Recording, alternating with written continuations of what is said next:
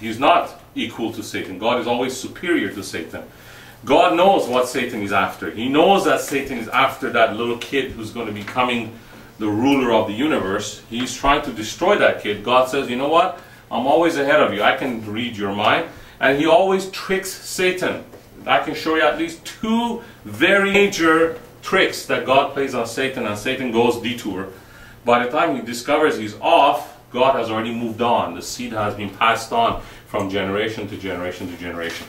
So the entire Old Testament is a battle between 2 forces. The force of Satan, who's trying to destroy the seed, the promised person. And on the other side, God is trying to protect, so that this person will come to the world at some point, be born. That's the entire Old Testament. So if you look at the Old Testament stories, and you can see the battle between these 2 forces, all these stories are written here for one reason: to show you what's happening behind the scenes.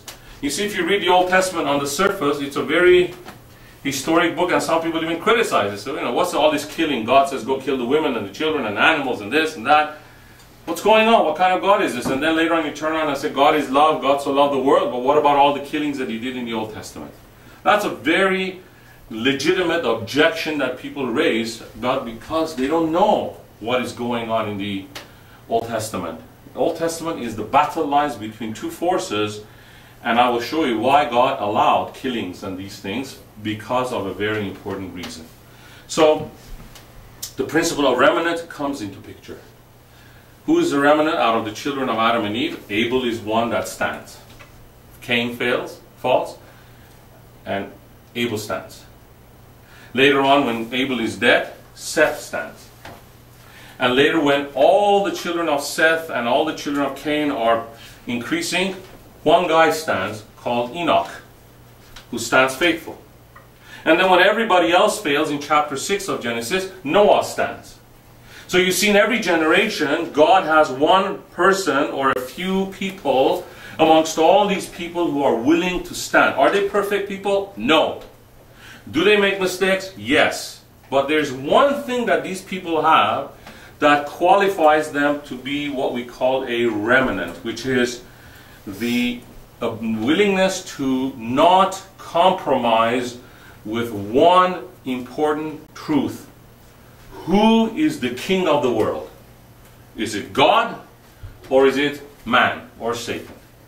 These people are willing to put their necks on the line to confess that there's only one Lord, one kingdom, one true sovereign, and that's God, despite their own weaknesses. All the other people throughout history, they eventually succumbed to temptations and started to compromise. If you look at the entire Old Testament, you see all these remnants. For instance, Shadrach, Meshach, and Abednego.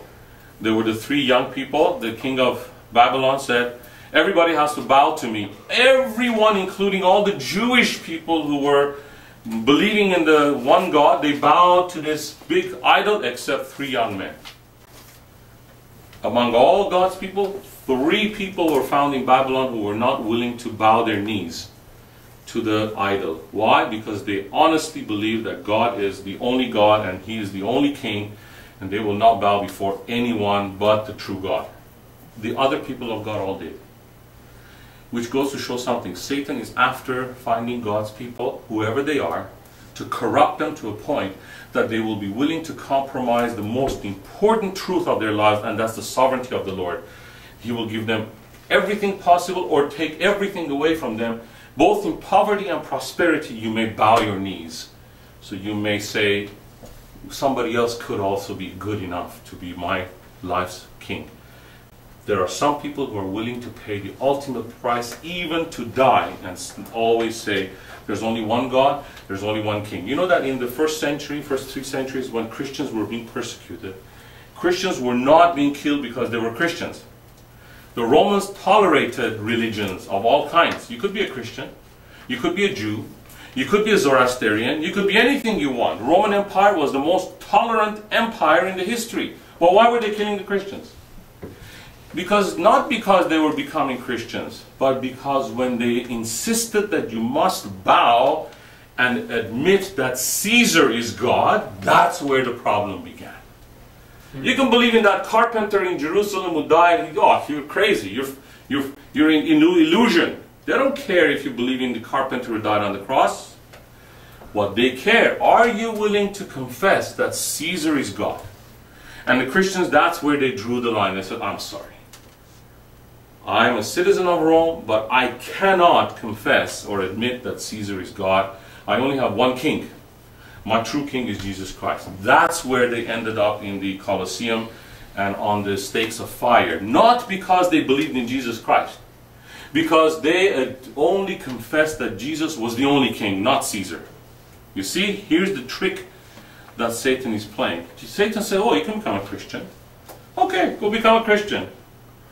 But never be willing to stand on the principle of God's sovereignty in your life. There's so many people who become Christians. Every day you see all the crusades. Satan says, okay, well, I can't stop it. The Son of God has already come to this world. I can't stop people from becoming Christian. Go become a Christian, but don't ever leave my camp. Stay here. And you still need to bow down, because you know what? During the communism, they used to go to the classroom with the little kids and say, can you pray to God to give you bread? Everybody prayed to God. So all these little kids would pray, Lord, Lord, send us bread, and nothing would happen. Then they would say, okay, now pray to Stalin. They would say, oh, please, Father Stalin, and they would throw bread into the class. They would see that, oh, Stalin gives bread, but God doesn't give any bread. Indoctrinate kids to bow their knees to another person than to Jesus Christ. Take a 5-minute break.